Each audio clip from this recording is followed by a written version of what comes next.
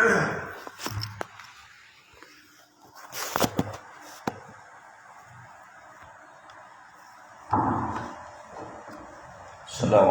warahmatullahi wabarakatuh. Alhamdulillahilladzi faddalana bil ilmi wal amal. Asyhadu an la ilaha illallah wahdahu la syarikalah wa asyhadu anna Muhammadan abduhu wa rasuluh, amma ba'd. Qala Allah Ta'ala fi kitabihil karim, wa qur rabbi zidni ilma. Puji syukur alhamdulillah pada subuh ini kita dapat melaksanakan salat subuh berjamaah. Kemudian selawat dan salam sama-sama kita sampaikan kepada Rasulullah sallallahu alaihi wasallam. Di dalam subuh ini kita mengkaji tentang yaitu hikmah diam. Dalam Al-Qur'anul Karim Allah Subhanahu wa taala mengkisahkan yaitu kisah tentang bagaimana Allah Subhanahu wa taala menyuruh yaitu Nabi Zakaria untuk berdiam selama 3 hari 3 malam. Begitu juga Maryam ketika melahirkan putranya tanpa ayah, maka beliau yaitu bernazar katanya kan, tidak ngomong.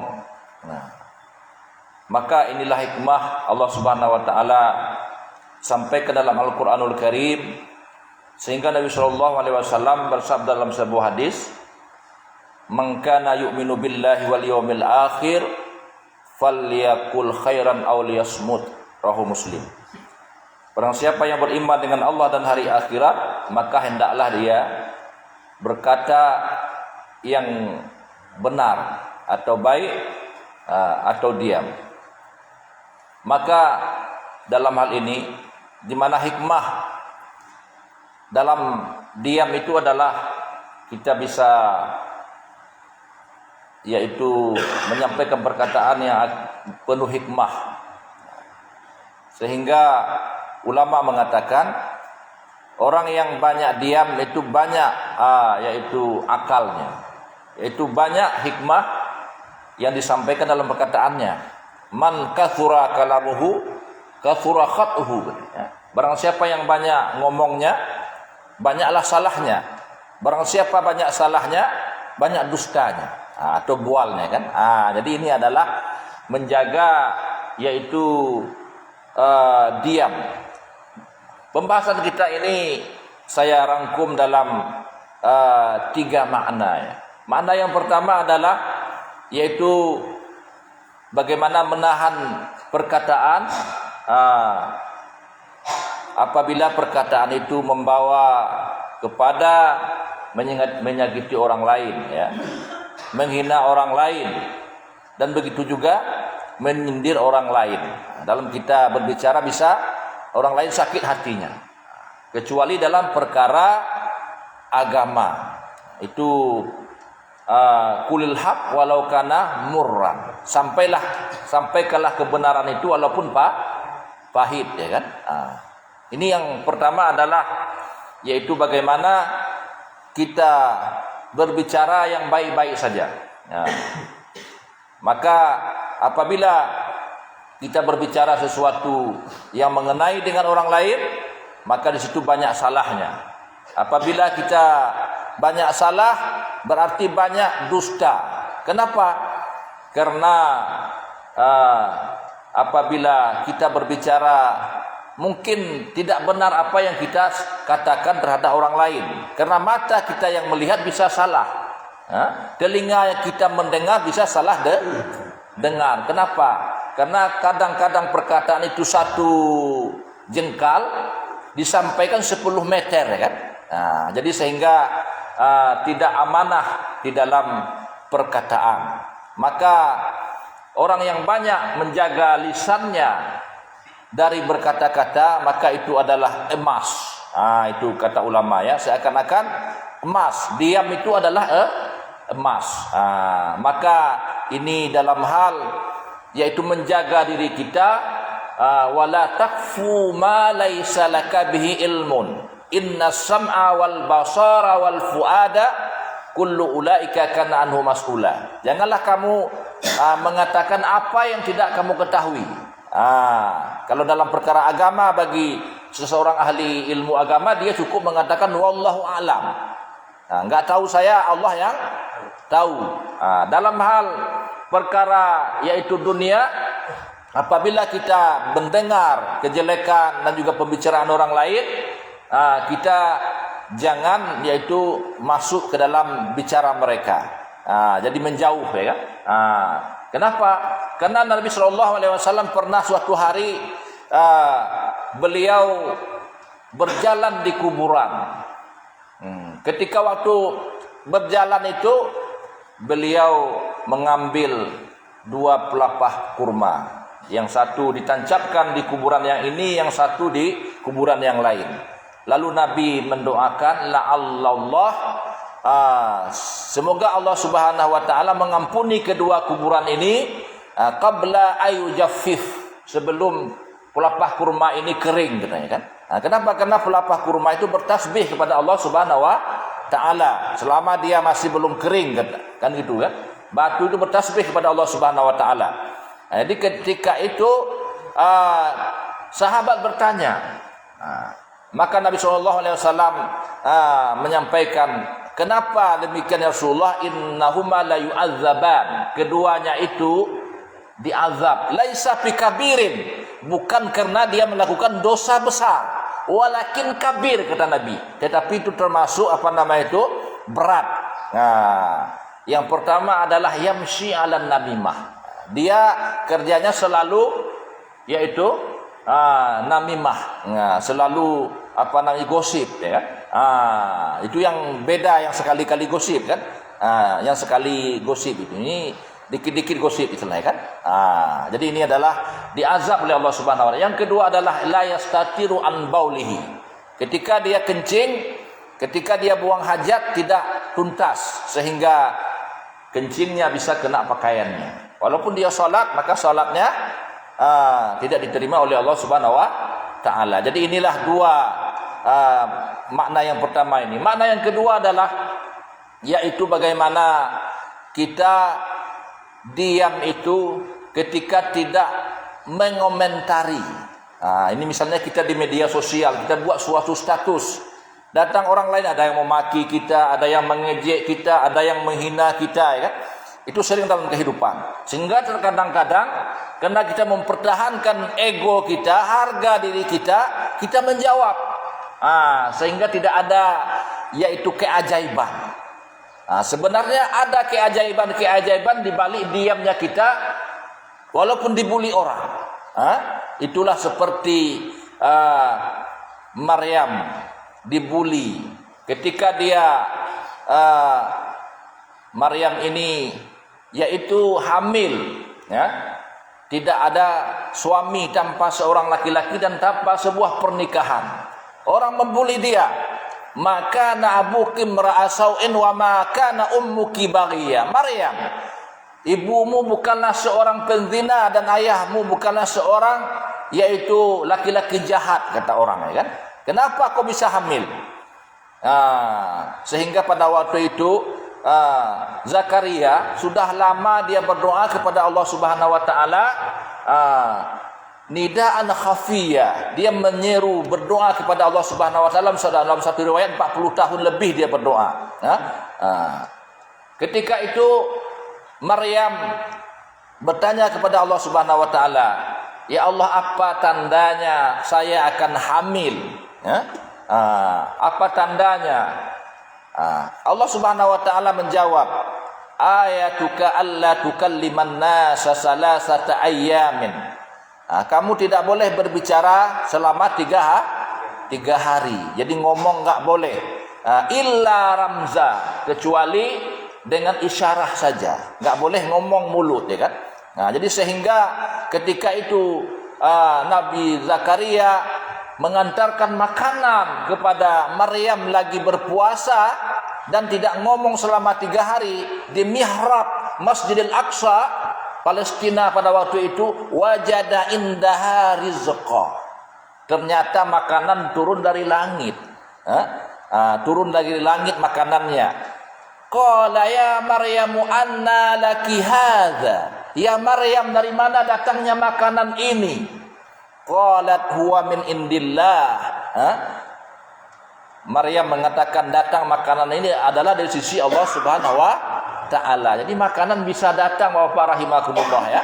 Itu dengan berdiam kita, tidak menjawab yaitu bully orang, tidak menjawab apa namanya itu caci maki orang. Maka kejahilanlah namanya apabila orang mencaci kita, kita jawab dengan cacian. Orang membuli kita, kita balas dengan bulian. Sehingga sama-samalah itu kan. Jadi maka inilah salah satu dari hikmah di mana diam itu adalah emas. Maka Allah yang akan menjawab Bapak rahimakumullah ya. Jawaban dari Allah itu banyak. Walaupun misalnya ada orang yang dimutasikan tanpa sebab, akhirnya dia galau, ya kan? Dia apa namanya itu cari-cari muka kan? Kadang-kadang itu menjadi apa namanya tabiat Bapak rahimakumullah ya. Kalau nggak nampak mukanya malu dia. Maka itu menjadi orang dua muka dia ya kan. Nauzubillah. Jadi ini adalah sebagai apa saja ini inspirasi saya ini ya. Bapak rahimakumullah. Jadi Allah menjawab kepada Maryam. Kemudian ketika itu Maryam sudah dikejar oleh masyarakatnya. Dia sudah dibuli, sudah dikatakan dia penzina. Dia tidak tahan lagi, dia menyendiri. Pergi dia ke sebuah tempat.